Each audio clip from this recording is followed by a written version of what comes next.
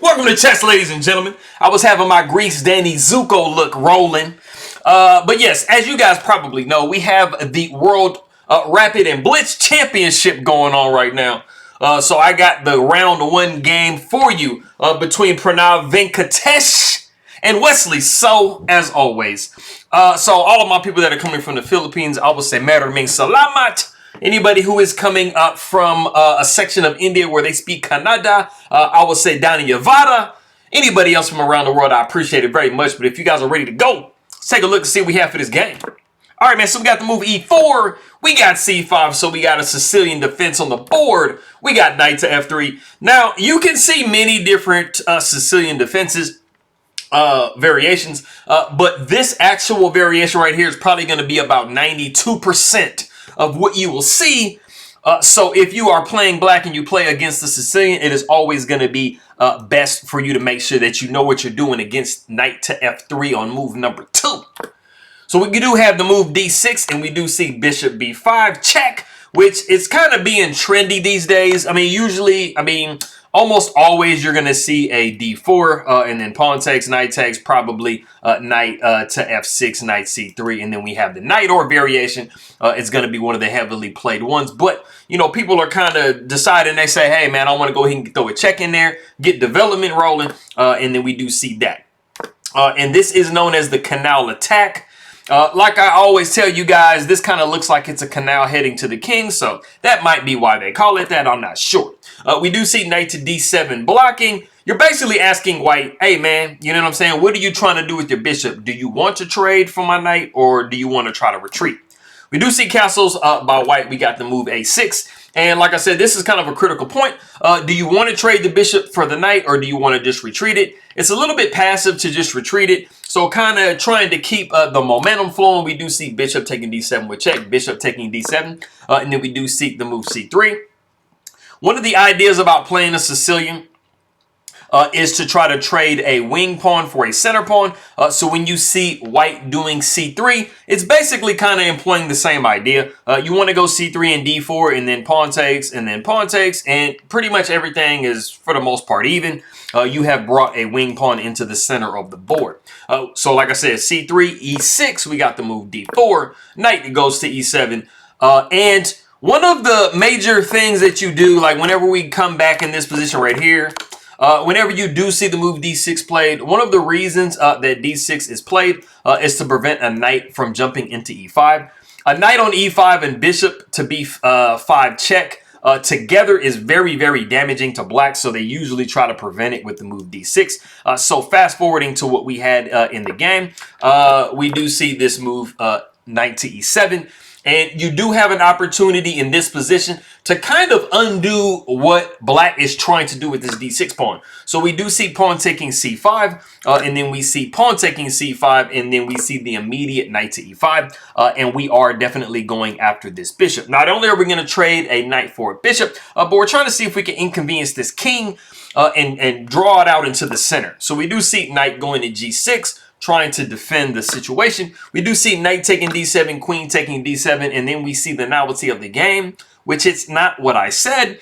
We do see the move queen to H5. And I know what you guys are probably sitting there thinking. Man, I thought you were trying to, like, you know, go queen takes D7 and inconvenience the king.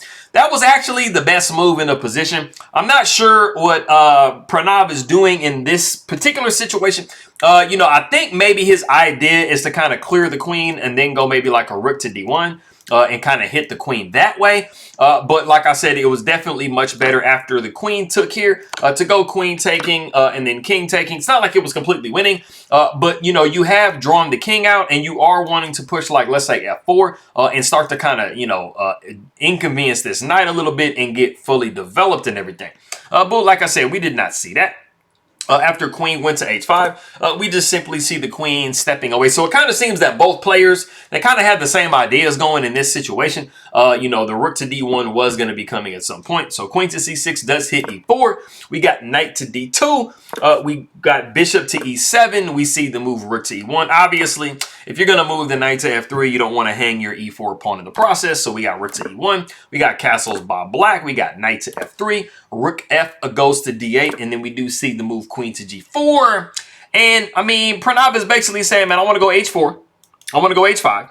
Knock your knight out the way somewhere. Go h6 and then just go queen to g7 checkmate. Like, can I just do that, bro? But we do not see that. We got queen going to c7. We got h4. So we kind of start the idea. We do see knight to e5 hitting the queen on g4. Knight takes, queen takes, and then we do see bishop to f4.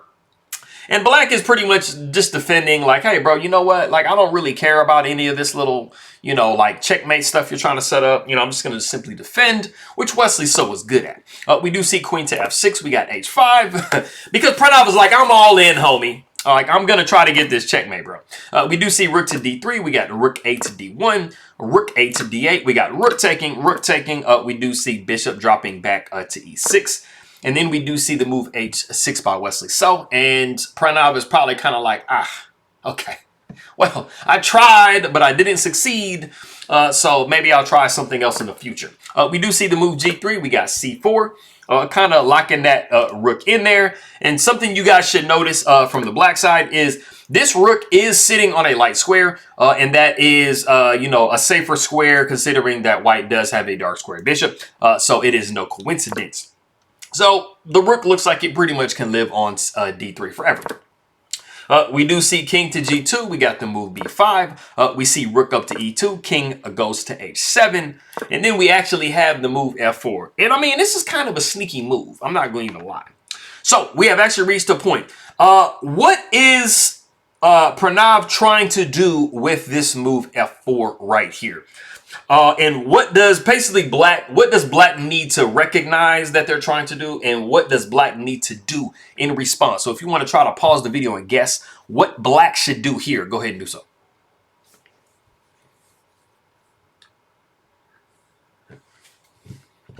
Okay, so we have an absolute best move in the position, but like I said, as long as you recognize the idea that white is working on, you would come up with one of two moves. Now, the move that we saw in the game, which was the #1 move, which is really good if you, you know, guessed it, you would be recognizing that one of the issues with black playing the move bishop to d4 right here, taking advantage of hitting on this this g7 point, trying to checkmate black, is the fact that black can just play the move e5, like with literally no problems.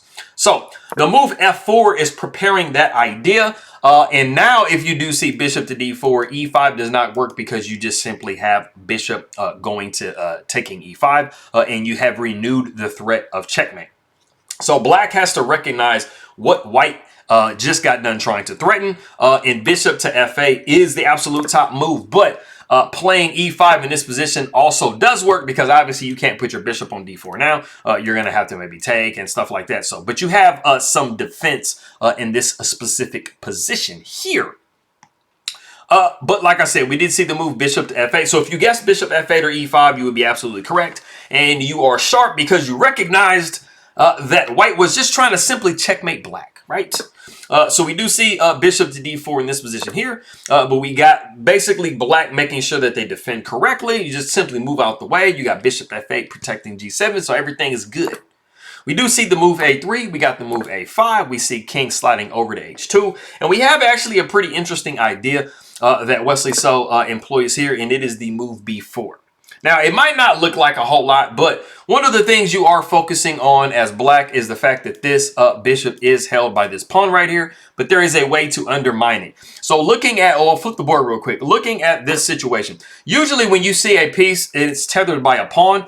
Sometimes, like let's say this pawn is back here, or sometimes you have like knights to e5 in certain positions, and you have the ability to push c5 to undermine the d4 pawn, protecting the knight. It is a common recurring idea that you have, and so that is what we see Wesley so you know, employ right here. So you have b4, pawn takes b4, and then pawn takes b4, and you notice that white doesn't have the ability to go pawn takes b4 because they would just drop their bishop. So it kind of puts white in a certain predicament. We do see rook going to f2. We got queen going to d6. We do see the move e5. Queen goes down to d5. We see the move f5. Pawn takes f5. Queen takes f5 with check, which might look kind of crazy, but the king just says, bro, I'm just going to go ahead and just step back onto g8. Everything is Gucci. We got queen going back to g4. So we kind of see a little bit of shifting around and kind of like trying to set up some stuff.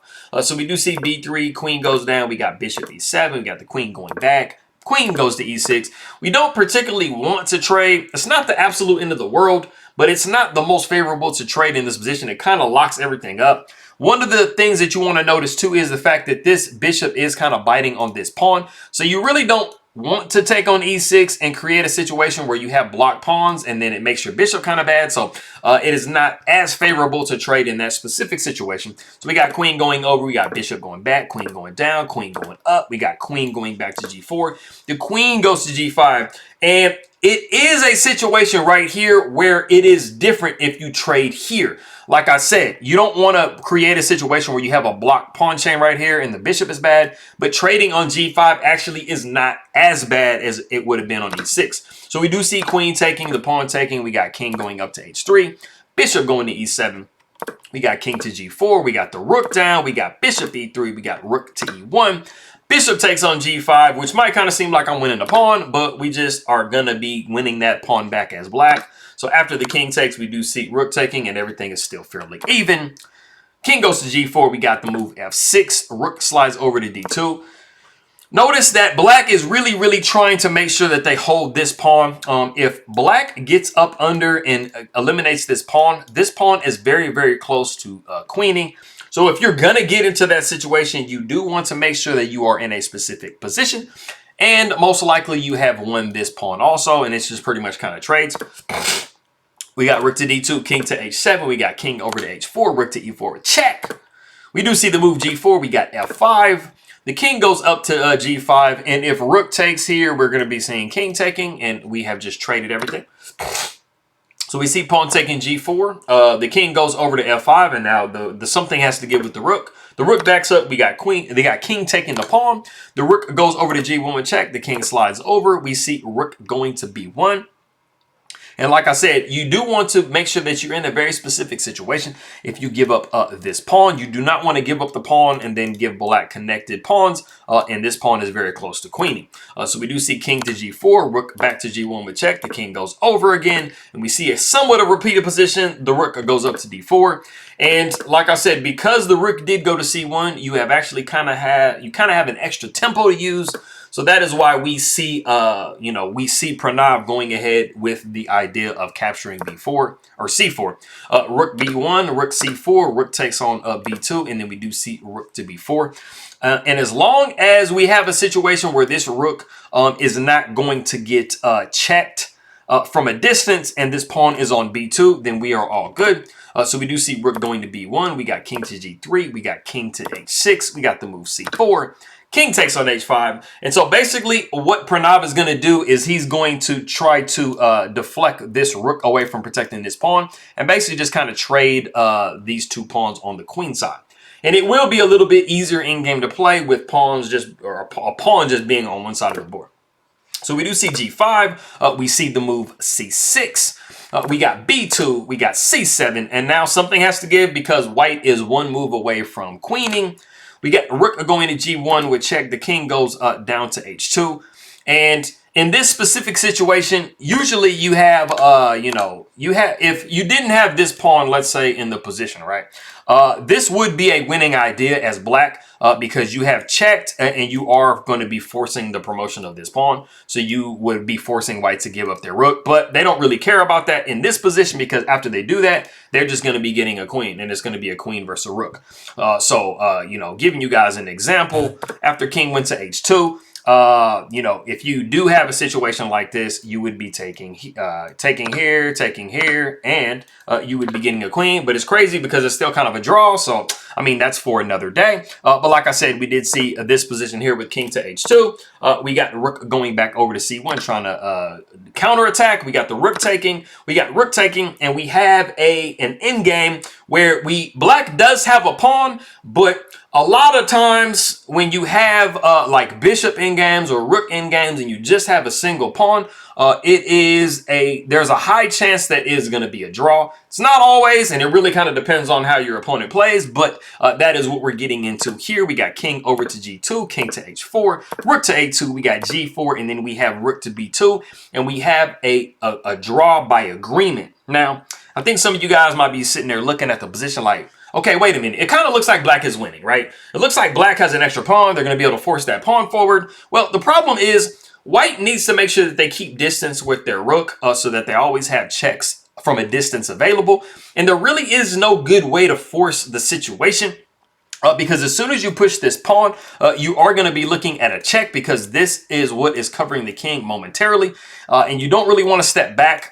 You're pretty much going to kind of get back into the same position. So if we just see like a sample position, let's say you're like, hey man, I'm going to push the pawn and I'm going to be good to go. I'm going to win. You're going to be looking at this check and the king now has to step back and you're going to be going up and you're going to be winning the pawn for absolutely free. So that is one idea, but after we see this, let's say, for example, we have, let's say we have a rook to g7. So let's say you're like, hey, man, you know what I'm saying? I see that you push the pawn and then the king is kind of vulnerable. But what if I put the rook behind the pawn? Because that's what I'm supposed to do, right? Well, you're going to actually be getting into the same situation, just a little bit delayed. You would be looking at rook to b8. Like I said, one of the things that white is trying to make sure they do is keep a good distance with their rook to make sure that they can place checks and like knock the king and stuff like that. And you push the pawn now. It kind of seems a little bit safer because you're like, okay, when I move the king away, like I'm going to be able to like, you know, still protect the pawn with the rook. Well, you would be looking at rook to a8. And at some point, the rook is going to have to move over because there's no way to force the pawn forward. So you're thinking, okay, I'm going to go over here. I'm going to go ahead and go down and do a check. The king's going to have to move. And then I got another check and the king's going to flee. And I'm going to win because I'm going to queen. Well, like I said, you would be having the same situation because the rook is going to be checking, the king is going to have to step away, and then you're going to be losing your pawn. So this is kind of like the recurring theme that you see at the end of this type of a situation. So I'm going to get going because it's been 16 minutes. So I appreciate everybody very much for stopping by. Dani Yavada, Meraming Salamat, and I'm going to see everybody next time.